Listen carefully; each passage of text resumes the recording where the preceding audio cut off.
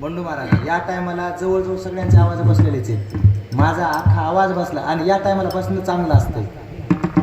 या टायमाला आवाज बसला पाहिजे बरं का. का बसला पाहिजे सांगू का? का बसला पाहिजे सांगू का?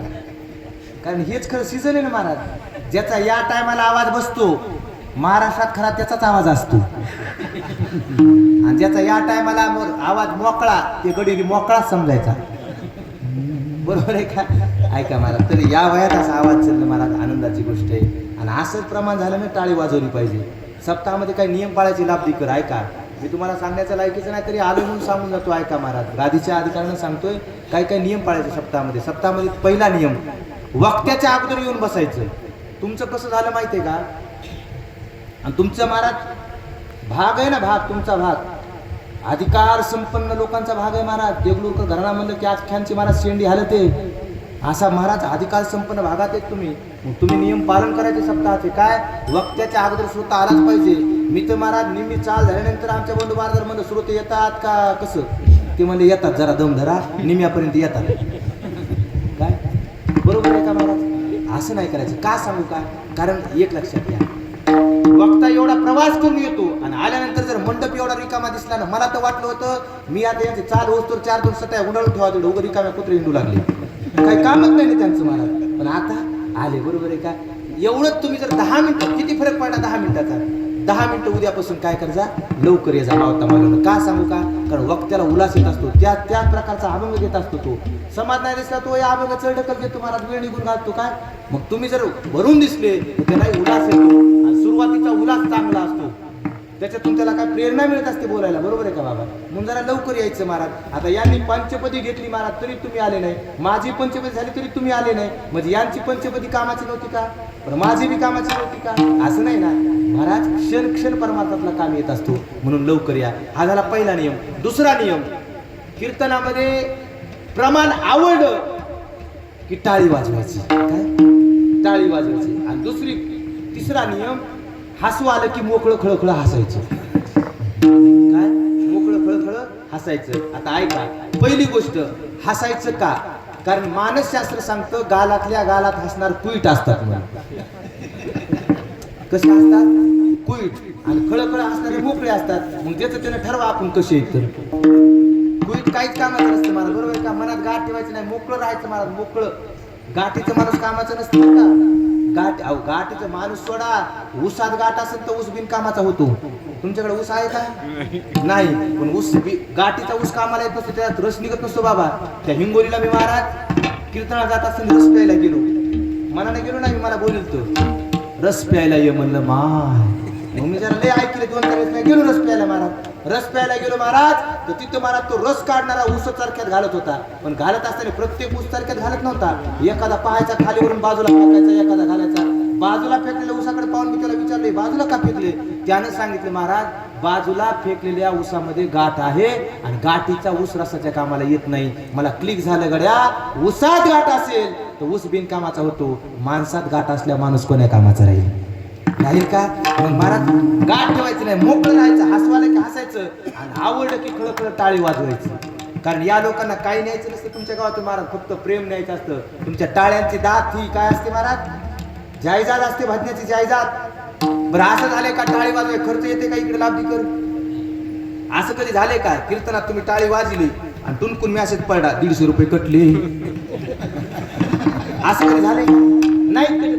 बरं तुम्ही म्हणता, बरं तुला तरी काही आले का? इका काय तुला त्या टाळ्याचा उल्हास म्हणाल तुम्ही? का वाजवायची टाळी सांगू का? ऐका ना, तुमच्या टाळ्यांचं प्रेम यांना प्रेरणा देत असतं. आणि मला वाटतं जगामध्ये प्रेमा इतकी मोठी जाती नाही, प्रेमा इतका मोठा उत्सव भारत भेटही दुसरी कोणती नाही. काय प्रेम द्यायला शिकायचं. आपल्या गावात येणारा गुणवान परत येईल का? सत्ता झाल्या येतील काही लोक? मग आता आलेत ना, त्यांना प्रेम द्यायला शिका. इतकं प्रेम द्यायचं, पुढल्या वर्षी यांना फोन केल्यानंतर यांनी म्हणून किती द्यायला, आलोच म्हणलं पाहिजे. इतकं प्रेम द्यायचं महाराज. किती प्रेमाची व्याख्या सांगू का? प्रेम किती अनमोल असतं. पैसा सोडा हो, प्रेम किती अनमोल आहे सांगू का? ज्याला मिळालं नाही त्याला विचारा. किती जडवड आहे प्रेम सांगू का? प्रेमाची किंमत काय सांगू का? 2 मिनिटात ऐका. एका रेल्वे स्टेशनवरती महाराज 10 वर्षाचा मुलगा बंधुभाऊ भीक मागत होता. किती? 10 वर्षाचा मुलगा भीक मागत होता. आणि त्या रेल्वेच्या एका डब्यामधून महाराज सुटापुटातले साहेब खाली उतरले ना, तर लेकरू धावत गेलं, मला साहेब 10-5 रुपये द्या, मी सकाळपासून काही जेवलो नाही. त्या साहेबाला दया आली आणि कोटच्या खिशामध्ये हात घातला ना, तर महाराज खिशातलं पाकिट विसरल्याची अनुभूती झाली. पाकिटच घरी विसरलं, पैसेच नाहीत, काय करावं काय करावं. त्या साहेबाला दया आली, पैसे तर द्यायचे पण खिशात पैसे नाही. साहेबाने त्या लेकराला जवळ घेतलं, डोक्यावरून हात फिरवला आणि काय सांगितलं, बाळा हे लेकरा माफ कर रे, माझ्याजवळ पैसे नाहीत रे आता, पण पुढच्या वेळेस आलो ना तर तुला नक्की मी 10-20 रुपये नाही 50 रुपये देईल. जवळ घेतलं, डोक्यावर हात फिरवला, प्रेम दिलं, सांगितलं, बाळा हे लेकरा पुढच्या वेळेस आल्यावर तुला 50 रुपये देईल. ते लेकरू काय म्हणलं, साहेब जर पुढच्या वेळेस येणार असाल तर एक काम करा, पुढच्या वेळेस येताना देखील असंच घरी पाकिट विसरून या. काय म्हणलं? असंच घरी पाकिट विसरून या. त्या साहेबांनी विचारलं, तू आला ना का रे बाळा, रिकामा आल्या तुला काही भेटणार नाही. ते लेकरू म्हणलं, साहेब तुम्ही जर पाकिट घेऊन आले असते ना तर मला 10-20 रुपये देऊन तुम्ही मोकळे झाले असते, पण तुमच्या जवळ पैसे नसल्यामुळं तुम्ही जे मला जवळ घेतलं, डोक्यावर हात फिरवला आणि लेकरा बाळा म्हणून जे मला प्रेम दिलं ना, त्या प्रेमासाठी मी 10 वर्ष झालं तरसतोय. म्हटले काय? 10 वर्ष झालं प्रेमासाठी तरसतोय. इतकी प्रेमाची व्याख्या आहे. म्हणून प्रेम द्यायला शिका, याच्यापेक्षा मोठा धर्म नाही. विठाला विठाला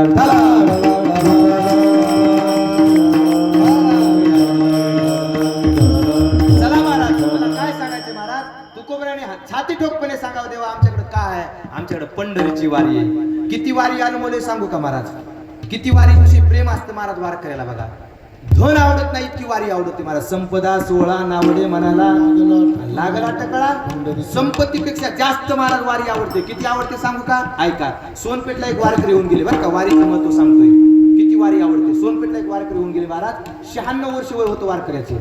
आणि वारी करत करत पंढरपूरला गेले. 96व्या वर्षी जीव थकलेला आहे. आणि एका महाराज पंढरपूरच्या 15 किलोमीटर अलीकडे एका खेड्यात मुक्काम पडला. मंदिरावरती मुक्काम पडला. मधुकरीचं अन्न खाल्लं महाराज आणि तिथं झोप लागली. रात्रीच्या 12 वाजता झोप लागल्यानंतर डोळ्यातून आसरू येऊ लागले. कोणाच्या? वारकऱ्याच्या. मध्यरात्री वारकऱ्याचे डोळे रडू लागले झोपीत. देवाला प्रश्न पडला, वारकरी का रडत असेल? देवानं विटेवर उडी मारली. एका तरुणाचं रूप धरलं आणि तिथं आले, आवाज दिला, वारकरी बाबा मी वाट सर्वय, वाट चुकलोय, मला भूक लागली, काही खायला मिळेल का? वारकरी चाक पडत उठलं, सोबतचं अन्न सोडलं आणि मधुकरीचं अन्न, वाळलेलं अन्न त्या देवाला दिलं महाराज. देवानं तरुणाच्या रूपात ते वाळलेलं अन्न खाल्लं आणि डोळ्यात पाण्याला सांगितलं, वारकरी बाबा मध्यरात्री तुम्ही मला जेवायला दिले, याच्या बदल्यात मी काही सेवा करू का तुमची? वारकरी मला, मी चतुर्थ आश्रमात सेवा घेऊ शकत नाही, नकोय मला. देव म्हणे नाही ना मी सेवा करणार. आणि बळत पाय धरले महाराज आणि पाय दाबू लागले. कोण? देव तरुणाच्या रूपात. वारकऱ्याचे पाय दाबत असताना देवाच्या डोळ्याला धारा लागल्या. का? वारी करून करून वारकऱ्याचे पाय गुडघ्यातून वाकले होते महाराज, टोंगळ्यातून वाकले होते. तळपायाला हात लावला देवाने तर रक्तरंजित पाय झाले होते, चकते गेले होते पायाचे महाराज. देवाला महाराज रडू आवडत नव्हतं. काय वारकऱ्याची श्रद्धा आहे, या वयात इतकं वारीसाठी धडपड करतोय. पण नवल झालं, देवाने जिथं हात लावला का तिथलं वारकऱ्याचं दुःख नाहीसं होऊ लागलं. जिथं हात लावला तिथं पाय सरळ होऊ लागला. वारकऱ्याच्या लक्षात आलं हे कोण साधारण नाही, कर्तुमा अन्यथा कर्तुम शक्ती आहे. हात पाय ओढून घेतला सांगितलं, कोण आहे देवा तू सांग, तू देव आहेस. देव मूळ रूपात आले. वारकरी रडू लागलं, देवा सार्थक झालं माझ्या जीवनाचं, सार्थक झालं माझ्या वारीचं. काय मला पावलास रे तू, इथे येऊन दर्शन दिलंस, माझं जीवन सफल झालं बघ. देव म्हणले ते सगळं ठीक आहे वारकरी बाबा, पण एक सांगा, तुम्ही झोपीत रडू का लागले, तुमच्या डोळ्यात पाणी का आलं? वारकऱ्याने सांगितलं, देवा मी याच्यासाठी रडू लागलो, मला आता कळतंय रे, माझं शरीर मला बोलतंय मी पुढच्या वारीला येऊ शकत नाही बघ.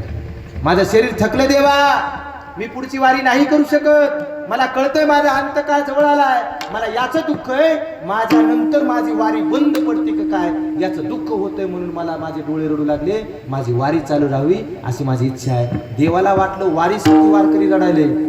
जर वारकरी बाबा तुम्ही जर वारीसाठी रडत असाल तर मी तुम्हाला वचन देतो, म्हटले तुम्हाला आशीर्वाद देतोय, मध्यरात्री तुमची वारी तर बंद पडणारच नाही, पण तुमच्या कुळामध्ये असा महात्मा जन्माला येईल, त्या महात्म्यामुळे तुमची तर वारी चालूच राहील, पण हजारो लोकांची वारी चालू होईल. त्या वारकऱ्याच्या कुळामध्ये जन्माला आलेला महात्मा म्हणजे ब्रह्मीभूत रंगनाथ गुरुजी परभणीकर महाराज. काय रंगनाथ गुरुजी परभणीकरांसारखा महात्मा त्या महात्म्याच्या कुळात जन्माला आला. ही ताकद कशाची? वारीची महाराज. इतकी वारी प्रिय असते. झोपीत वारकऱ्याचे डोळे वारीसाठी रडू लागले. आमचे बालू महाराज रडतात, आमचे म्हातारी मारतानी रडतात, पण कशासाठी रडतात?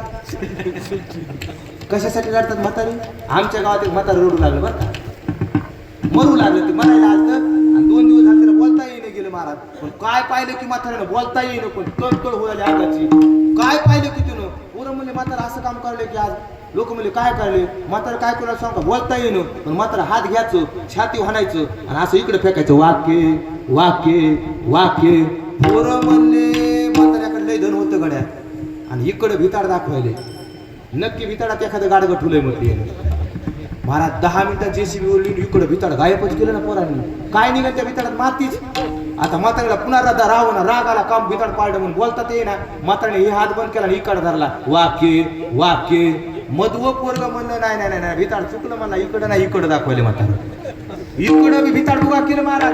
आता तर म्हातारा तंतनच करू लागलं, काय करा म्हातारा, पोरं काम भिताड पाडत असतील बाबा, बोलता येईना. म्हाताऱ्याने दोन्ही हात धरले, असं हाणायचं माग दाखवायचं, वाक्य वाक्य. लहान पोरग म्हणलं तुम्हाला दोघाला कळत नाही, म्हणला मागचं भिताड म्हणाले म्हातारा, मागचं बी भिताड बुवा केलं. आता 3 भिताड पाड्या एका भिताडावर छत राहते का?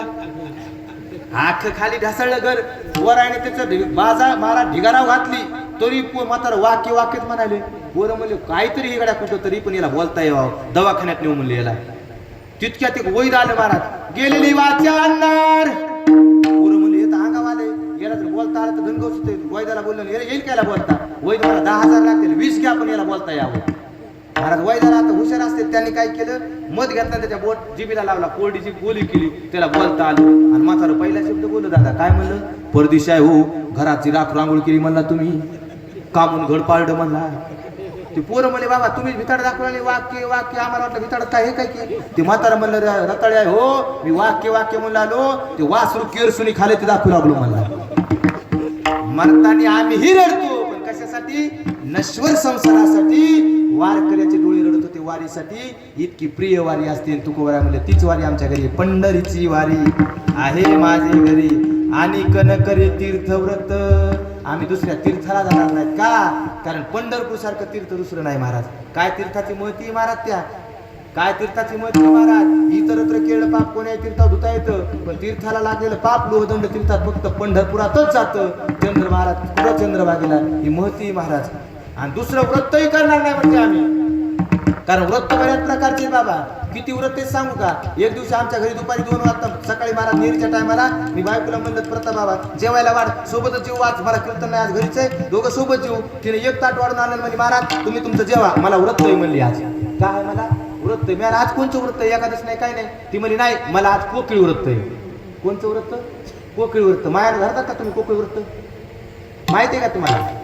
नसल तर आता आहे का कोणचं इथं कोकळी व्रत आहे म्हटलं. मी नेमकं कोणचं व्रत आहे, कधी सोडायचं. ती म्हणली काय नाही तुम्ही तुमचं धरा म्हणली, तुम्ही धरीत नाही तर दुसऱ्याला धरत नाही, तुम्ही तुमचं जेवा. मी आलं पण नेमकं हाय कधी सोडायचं हे मला तिने सांगितलं नाही. पण दुपारी 2 वाजता माझ्याकडे आली म्हणली महाराज तुमचा मोबाईल द्या बरं. मी म्हणलं कशाला द्या तर करी म्हणली. मोबाईल द्यायला महाराज हिचकिला धरा म्हणली तुमचं काही कामाचं नाही, शांत काकूचं आणावं लागतं काय की. मला शांत काकूचं काम नाही म्हणली, शांत काकूच्या मोबाईलमध्ये कोकळीचा आवाज आहे म्हणली. मी म्हणलं काय करायचं मग. काय नाही म्हणली कोकळी ओरडली की जेवायचं, व्रत तर सोडायचं. मला म्हणली मोबाईल मध्ये अगोदर म्हणली कोकळी ओरडल्यावर जेवायचं. मी आला आता ही मरत या कोकळ्याच राहिल्या कुठून जगल महाराज. तिने मोबाईल आणला मोबाईल मध्ये बटन दाबलं, कोकळ्याचा आवाज केला आणि मग जेवायला लागली. तिला म्हणलं बरं किती वेळेस दाबायचं आता बटन. ती म्हणली भूक लागली की दाबलंच. याला व्रत म्हणतात का नाही महाराज. एक म्हातारी आमच्या गावात माझ्या घरी आली महाराज आणि उन्हाळ्याचे दिवस होते आणि माठ होता असा नवीन माठ आणला होता मी प्यायला पाण्याला. माठ ठेवला होता महाराज. म्हातारी आली माठाजवळ बसली आणि मला माहिती महाराज नवा दिसायला माठ. मिळालं नवाचे काकू लयत पाणी थंड झाला असेल. मिळालं काकू लयत नंबर 1 आहे. कुठून आणलास म्हणली माठ. मिळालं सोनाराच्या दुकानातून. आता माठ कुठून आणतात कुमार दादाकडून. म्हणली लयच गार असेल पाणी, लयच गोड लागत असेल, जीव आराम होत असेल. इतकं वर्णन करायला पाण्याचं इतकं वर्णन काढले. मी बी हो हो म्हणत गेलो महाराज. तितक्यात तिच्या पोराचा फोन आला मला महाराज आमची म्हातारी आली का म्हणला. मी आली बाबा. मला तिला पाणी गेली पिय म्हणलात का. मी आला उशाला डेरा आहे तिच्या पेईने तिला तहान लागल्यावर काय कमाले म्हणला महाराज. तीच पेत नाही तसं. मी आला का म्हणून तिला पी पाणी उरत म्हणला. पी म्हणून पेतच नाही म्हणला. मग माझ्या लक्षात आली डेऱ्याचं काम वर्णन करू आली. मग तिला हळूच म्हणलं काकू पाणी पितात का. ती म्हणली मेले या कवापासून मी डेऱ्यापाशी बसले वर्णन करायला त्याचं कशासाठी पाणी पिण्यासाठी. याला व्रत म्हणावं का नाही महाराज. असे व्रत भरपूर येतात पण तू कवर आहे म्हणजे आम्ही एकच व्रत करणार. कोणचं व्रत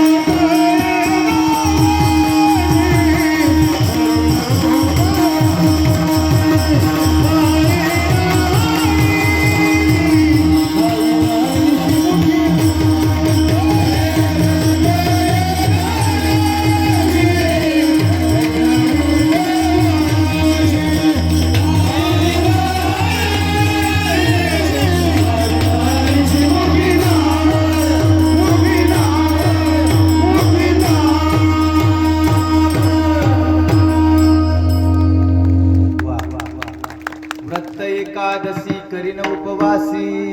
आम्ही फक्त एकादशीचं व्रत करणार म्हटले. कोणचं? एकादशीचं व्रत. आणि मला वाटतं आपल्या इतका संप्रदाय सोपा कोणचाच नाही महाराज. एकच व्रत थाटात करायचं महाराज. कोणचं? एकादशीचं नित्य नियमानं करायचं. मग बाकी आहे शिवरात्री, गोकुळाष्टमी व्रत आहेत, पण वर्षाला एकदा येणार आहे, बरोबर का? पण कंटिन्यू महिन्याला दोनदा करायचं व्रत कोणतं? एकादशी. मग मला वाटतं 15 दिवसाला एकदा एकादश धरायला हरकत नाही. मग आता किती जण धरतात इथले? नाही तर मस्त म्हणले सगळेच, पण कोणा धरायचं दुसरी आहे ना का? तुम्ही काय करायचं? किती जण धरतात इथं? कोणला एकादशी जाऊ द्या. हा फक्त बाबा एकटे तुम्हालाच आहे का? भगरीची पंगत तर मोठी उठली आता. एकादश धरली पाहिजे, बरोबर आहे का? आणि आता तर लय सोपं झालं महाराज. या लोकांच्या काळामध्ये लवंगाव एकादश होती, बरोबर आहे का बाबा? खडी साखराव एकादश होती खड्यावरती. आता काय नाही बोलू दादा खायला. काय खायलाय सांगू का? आता आटम मोजना होईनात महाराज, आटम. मी तर म्हणालो आता न धरणारं घाट्यात आहे. न धरणारं घाट्यात आहे महाराज. मी कुठून देतो तुम्हाला. इथं अर्धापूर तालुक्यामध्ये कामठा नावाचं गाव आहे. कामठा आहे ना, लाव तरी बोलतो बरं. काय कामठा नावाचं गाव आहे. त्या कामठ्याला एकादशीला माझं कीर्तन होतं. आणि एकादशीच्या कीर्तनाला मी परभणीहून येत होतो महाराज. तिकडून येत असताना महाराज हट्टा झिरो फाटा नावाचं एक ठिकाण आहे. हट्टा झिरो फाटा. त्या झिरो फाट्यावरती हॉटेल आहेत बघा. त्या हॉटेलच्या बाहेर महाराज समोसे तोडून आले एकादशीच्या दिवशी. घाट्यात कसं राहतं बघा बरं का एकादशी नसणार. मी तिकून निघालो महाराज. ड्रायव्हरनं गाडी उभी केली. मला महाराज पाण्याची बाटली घेतो. मी 20 रुपये काढून आण म्हणलं पाण्याची बाटली. ते गेलं महाराज. त्यानं ते समोसे तळताना पाहिले, पळतच आलं माझ्याकडे. मला महाराज 50 द्या बरं अजून. मी म्हणलं बाटली 70ला झाली का काय? ते मला नाही हो, समोसेलच गरम तळायला मला 2 घेतो तरी. मला येडा आहे का काय? एकादश आहे ना. ते मला हे बघा महाराज आपल्याला एकादश नसती. मला ड्रायव्हर आपल्याला नसती. मी म्हणलं नसती तरी तुला तिथं खायला देतो. तो मला देताल, पण ते साबुदाणा भगरण आमटीन कडीन आपण खाणार नाही. जीव आबून गेला म्हणला आपला. आपल्याला भाकरी भाजी द्या, बेसन भाकर द्या, पण आपल्याला ते देऊ नका तुमचं फराळाचं. मी म्हणलं ठीक आहे बाबा देतो काहीतरी, चल तुझं गेल्या होईल. बघा बरं का म्हणला. मला गोळ्या सुरू. आणि मला जर भाकर नाही दिली, भूक नाही माझी मिटली, तर मला भूक लागल्यावर खडा कळत नाही, झाडं कळत नाही, काय बी गाडी घालतो मला. मी मला बाबा देतो. तिथं गेलो महाराज. उतरलं की एक जण कार्यकर्ता आला. म्हणलं महाराज चला आता फराळाचं तयारी, फराळ करा आणि कीर्तन करू. मी म्हणलं इकडे या. खरंय म्हणलं तुमचं, पण एक काम करा, 5 मिनिटात एका माणसापुरत्या 2 भाकरीन जरासं बेसन करा.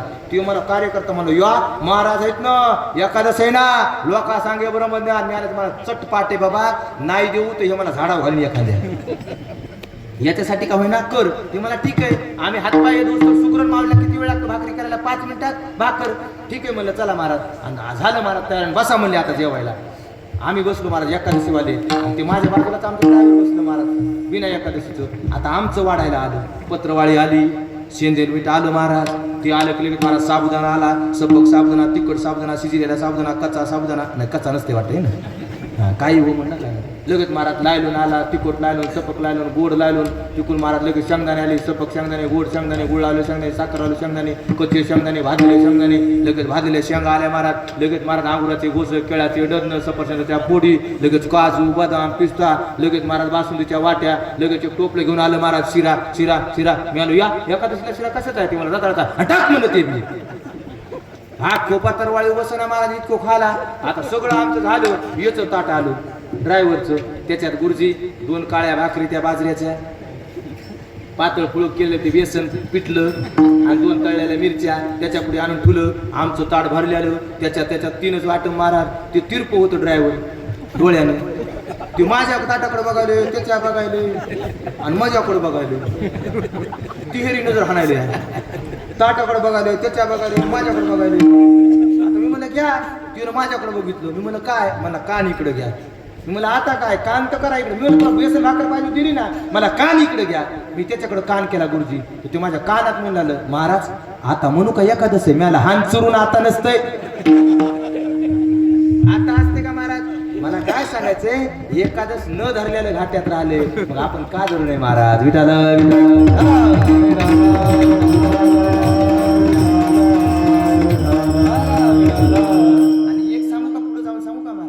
एकादशीच्या व्रताची ताकद जर पाहायची असेल ना, तर एकादशी महात्म्य वाचा, तुम्हाला कळेल. ज्या गोष्टी आपल्या जीवनात साध्य नाहीत त्या गोष्टी साध्य करायच्या असेल ते एकादशीने होतात महाराज. आपण इकडे तिकडे नवस करतो ना लेकरासाठी, 900 पुत्र होती, 900 लेकरू होतच नसतात. अंधश्रद्धा पसरवायची नाही. तुकोबराय म्हणतात 900 लेकरू होत नसतात. पण आमचं पुराण सांगतं महाराज, भद्रा नावाची एक नगरी होती आणि त्या नगरीमध्ये एक राजा होता. त्याला लेकरू नव्हतं, आत्महत्या करायला जंगलात गेला. साधूची भेट झाली आणि साधूनं सांगितलं नवस पिवस करू नको, जीवही देऊ नको, काय कर फक्त 12 महिने एकादश धर. आणि त्या 12 महिन्याच्या एकादशी नंतर त्या राजाला पुत्रदा एकादशीला लेकरू झालं, म्हणून त्या एकादशीला नाव ठेवलं पुत्रदा एकादशी. महाराज काय ही ताकद एकादशीची. प्रत्येक एकादशीला एक नाव आहे महाराज, कामदा एकादशी, पुत्रदा एकादशी. त्या का नाव पडेल एकादशी महात्म्य वाचाच कळेल तुम्हाला, इतकी ताकद एकादशीची महाराज. म्हणून आपण एकादश धरली पाहिजे महाराज. काय व्रत एकादशी करीन उपवासी आणि गायीन हानिसी मुखी नाम, मुखानं नाम घेतलं पाहिजे महाराज. का घेतलं पाहिजे ऐका ना, त्याच नावामुळे आपण तरुण जातो. कारण जीवनामध्ये दुसरं काही संग येत नाही महाराज, फक्त नाव येतं. किती संपत्ती कमवा सोबत येते बाबा, देवाचं घेतलेलं नाव संग येतं. संपत्ती सोबत येते का? अजिबात संपत्ती सोबत येत नाही महाराज. आपली संपत्ती आहेच किती महाराज, रावणाकडे किती होती सांगू का महाराज? काय संपत्ती होती महाराज? सोनियाची पुरी, समुद्राचा वेढा, समुदाय गाडा राक्षसांचा, इतकी संपत्ती होती. तुका म्हणे ज्याची संपदा एवढी, सांगा ती कवडी. धन कमीने कोट्यान कोटीन संगे नाही रे. धन सोबत येत नसतं, सोबत येणाऱ्या गोष्टी फक्त दोनच, गळ्यात घातलेली तुळशीची पवित्र माळ आणि मुखानं घेतलेलं नाव. गळ्यात पवित्र तुळशीची माळ असली पाहिजे. काय ताकद आहे माळीची सांगू का महाराज? या माळीची ताकद आहे का? किती धन किती लाकीट घालून आलो असतो म्हणजे तुम्ही माझ्यापुढे 2 तास गप बसले असते. किती संपत्ती किती धन घेऊन आलो असतो म्हणजे तुम्ही माझ्या पुढे 2 तास बसले असते. नाही महाराज. मग आमच्या पुढे बसताय म्हणजे आमची विद्वत आहे का? अजिबात नाही. तुम्ही आमच्या पुढे बसताय ना फक्त एकाच ताकदीमुळे. काय? आम्ही स्वतःला देवाचे लेकरं म्हणून घेतले ज्ञानोबा तुकोबरायांचे आणि गळ्यात पवित्र तुळशीची माळ घेतली, मुखात नाम घेतलं. ही ताकद आहे. तुम्ही आमच्या पुढे बसताय कशाचं? देवाच्या नावाची ताकद आहे महाराज. म्हणून मुखामध्ये नाव घ्या, तुळशीची माळ गळ्यात घाला. आणि तुळशीची माळ एक अशी गोष्ट आहे, मेल्यानंतरही साथ सोडत नाही ती म्हणजे माळ. कितीही दागिने घाला, मेल्यानंतर सोबत देतात का? लय लाकीटे गळ्यात आहेत तुमच्या, लय अंगठ्या हातात आहेत. असं म्हणलं का एखाद्या गावाचे एखादे पोरं नाही मग आपल्याकडे खूप धन म्हणजे मात्र संग जळू दे, इतकं जळू दिलं कोणी? असं एखादं म्हणत तुमच्या जीवनात तुम्ही पाहिलं का? मेल्यानंतर जाऊ द्या म्हणजे दागिने असेल द्या फुकून, त्याला पाहिलं का? एखादं मड पाहिलं का जीवनात दागिने असेल फुकलेलं? नाही महाराज. बरं एखादं मड असं पाहिलं का? मेल्या त्याच्या गळ्यातले माळ काढून घ्या म्हणजे माळ काढा हातगून, काढली का? नाही, माळ काढत नसतात आणि दागिने देत नसतात महाराज. किती जण असू द्या. आमच्या गावात एक म्हातारा मेलं, झालं बरं का, शेवटचं सांगतोय, संपलं माझं कीर्तन, 5 मिनिटं शिल्लक आहेत. एक म्हातारा मेलं, श्रीमंत होतं बाबा शिवाजी महाराज. आधी श्रीमंत होतं, 4-4 लाख होतं गळ्यात, मरुस्तो त्याच्या हातात 6-6 अंगठ्या घालायचं. मला वाटायचं हे म्हातारा माझ्या देखत मला 2-3 तरी हाणतो याच्या अंगठ्या. पण म्हातारा हुशार होतं. मी कीर्तनाला गेलो, मेलो, चॅप्टर होतं म्हातारा महाराज. ते म्हातारा मेलं, गावात आलं त्याचं मड महाराज दवाखान्यातून आणल्या लोक म्हणजे आधी दागिने काढा त्याची. महाराज एक पोरग होता आमच्या इथं आडमोड, ते पळतच गेलं, त्यानं 10 मिनिटात म्हातारा वर बाळलं महाराज. आखे दागिने काढले पण त्याच्या कानात होती बाली निघच ना. काय करावं बाली काय निघा. एक जण मला दाताने काढा, दातानं ते पोरग दाताने काढलं, दाताने काढता काढता दात पाडला पण बाली निघाली नाही. त्याला आला राग, काय कमाले म्हणला, बालीनं दात गिळा माझा, जाऊ जोड द्या मला इतकी बाली. बसवा त्याला भिताडाला. बसलं भिताडाला, बसतात नाही का भिताडाला, भिंतीला बसत होत नाही, बसवलं. पाहुणे रावणे आले, घ्या म्हणले आता आंघोळीला. आणि पाहुणे रावणे आल्यानंतर आंघोळीला घेतलं महाराज. कितीही मोठं घर बांधा, आंघोळ कुठं असते बाबा? अंगणामध्ये असते, बरोबर आहे का? अंगणामध्ये आंघोळीला घेतलं आणि अंगणात आंघोळ घालू लागले महाराज. आमच्या तिकडे महाराज हातात साबण घेतात आणि प्रत्येक जण साबण लावलं आंघोळ घालतात. इकडे घालतात ना साबण लावून, साबण लावून घालतात ना. कशाला लावतात साबण? पाणी करतात का? पाणी करतात ना साबणाचं. बरं रोज आता उद्या सकाळी तुम्ही पाणीच करून करता का आंघोळ? पाणीच करतो का आंघोळीला? नाही महाराज, जागे व्हा, सावध व्हा. कशासाठी कीर्तन ऐकायचं? अरे जिला आपली धर्मपत्नी बायको म्हणतो ना, लाईफलाईन नंबर सेवा असतो तिचा, लाईफलाईन नावानं. ती सुद्धा साबण लावायला जवळ येत नाही. जी लाईफलाईन असते का ती सुद्धा पाईपलाईन कट केल्यासारखी लांब होते. साबण लावायची हिंमत होत नाही तिची सुद्धा जवळ येऊन महाराज. पाणी करतात आणि आंघोळ घालतात. म्हाताऱ्याला आंघोळ घालू लागली महाराज आमच्या. सगळेजण पाणी टाकलं अंगावरती, सगळ्यांनी टाकलं. आता त्याच्या बायकोचा नंबर आला, तीही आली महाराज. ताव्यावर पाणी घेतलं, ओतलं अंगावर त्याच्या. पाणी ओतलं, तिचं नजर कानाकडे जाणं, बाली दिसली. म्हातारी म्हणली, माय मेल्या भांड्यानं तर अर्धे दागिने काढी म्हणली. निमे दागिने तसे, बाली तर तशी ठुली म्हणली कानात, दागिनेच काढा नाही. बरं बाली काढा म्हणा तर लोक काय म्हणतील, नवरा मेलाय आणि हिला बालीचं पडलंय. काय करावं म्हातारी म्हणली जळू द्यावा तर वाटलं होईन बालीचं ही काय सस्ताची का म्हणली याच्यात तर याचं गोड जेवण होते म्हणली महाराजाची दक्षिणा निघती भजनी निघत येत वाघ धोको निघत येत सिस्टीमवाला बी निघते म्हणली पण काढा कशी म्हणा काढा म्हणा तर लोक म्हणते नवरा मेला बारीचं पडय पण म्हातारी हुशार होती महाराज पाणी टाकू दूध इकलं होतं तिने बी ती म्हणली तशी जवळ देत नाही ती जवळच बसली अशी महाराज आणि जवळ बसली महाराज आणि म्हातारी आयडियानं म्हणू लागली काय बालीपर्यंत जाऊ लागली आयडियानं म्हातारीने सुरुवात केलं महाराज आणि पंचम सूर लावला दादा काय म्हणू लागली म्हाताऱ्यानं कितीच वैभवशाली जीवन जगलं माय म्हाताऱ्यानं कधी निळीच्या धोत्राशिवाय धोतर घातलं नाही माय लोक धोत्राकडे बघू लागले म्हातारी म्हणली जमलं म्हातारी म्हणली आता जरा वरी जाते म्हातारी जरा वरी गेली म्हातारी पुन्हा म्हणली म्हाताऱ्यानं कधी ड्रायक्लीनच्या शर्टाशिवाय शर्ट घातलं नाही माय लोक शर्टाकडे बघू लागले म्हातारी म्हणली आता जरा वरी जाते म्हातारी म्हणली म्हाताऱ्यानं मरुस्तोर 4-4 लाखीट गळ्यात वागिले माय लोक लाखीटाकडे गळ्यात बघू लागले म्हातारी म्हणली आता येळ झालाय डायरेक्ट वांढरी उडी हाणते आणि डायरेक्ट वाढ एवढी हल्ली म्हातारी काय म्हणली अजून बी माया वाघाच्या कानात बाली कशी चमकायली माय लोक म्हणले अरे बाली तर राहिली की कोणी काढली जागी नाही फला नाही असे काढतात का ते मला हे बघा ती बाली काढता माझा दात पाड्या मला ज्याला निघत ते काढा 4-2 आडमट पोरं गेले बाली काढून राहिली कशात निघत ना एक जण मला निघा बाबा जळू द्या दुसरा मला नाही रे पाणी चिन तिसरा मला निघत नाही तर काढा कशी चौथा आला चौथा मला निघती काढा बाली पण आपला विचार तुम्हाला पटत आहे का नाही की मला एक जर मला तो विचार आहे तरी काय असं ते मला नाही येरी म्हाताऱ्याचं काय होणार आहे म्हणला आता मातीच होणार आहे म्हणला हो मग कापानं जरासा कानच म्हणला काय खरा खाण्यानं जरासा कानच दुसरं म्हणलं नाही रे कान काढ्यावर सगळं लोकांना दिसेल ना कान कापलेला अरे मला परकास मारतो फेटा बांधू म्हणला त्याला काय दिसायला म्हणलं लोकांना आता कापा रे कापा लोकांना काय मारत कापा तर कापा म्हणलं कसं कापायचं कातर आणा म्हणली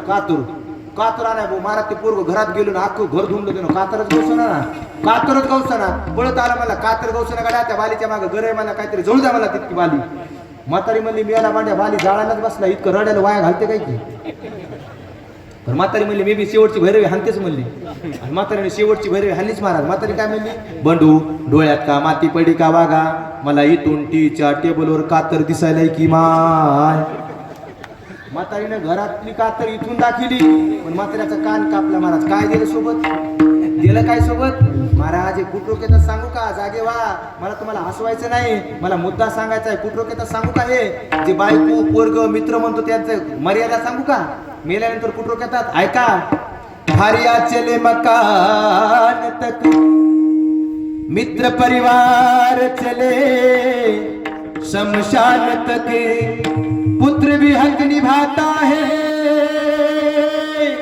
अग्निदान तक इससे तो आगे भज रही है साथी हर के भजन बिना अकेला रहेगा इससे तो आगे एकदा मेलं फक्त मसन वाट्यापर्यंत ते सगळे लोक येतात गड्या तिथून पुढे एकटा जीव पडतो मग एकटं राहायचं नाही ना तर शेवटचं सांगाती करा कोण अंतकाळीचा सोयरा तुका म्हणे विठू धरा आणि अंतकाळीचा सोयरा विठ्ठल केला ना त्याला कोणाचीच गरज नाही महाराज झालं कीर्तन आपलं आतापर्यंत कोणी टाळी वाजवली नाही मुखाने विठ्ठल विठ्ठल म्हणलं नाही आता सगळ्यांनी एकदा भजनात टाळी वाजवायची अशी नाही काय भजनात सगळ्यांनी महाराज प्रसन्न मुखाने विठ्ठल विठ्ठल म्हणायचं बघा कोणीच मुख राहायचं नाही सगळ्यांनी विठ्ठल विठ्ठल म्हणायचं आणि जे नाही म्हणणार त्याला आपापल्या शेजारच्याची शेपत्री बाबा काय हाताने टाळी आणि मुखाने विठ्ठल विठ्ठल महाराज विठोबा रखुमाई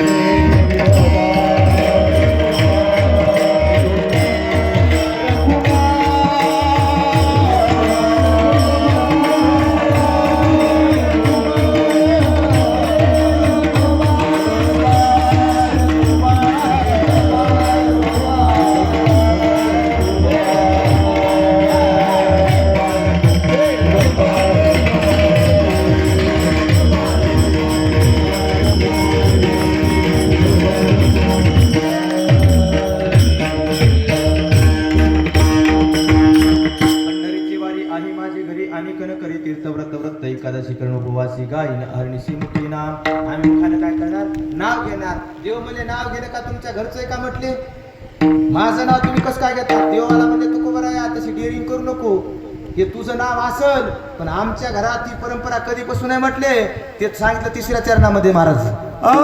नाम विठोबाचे घेऊन दिवाचे, नाम विठोबाचे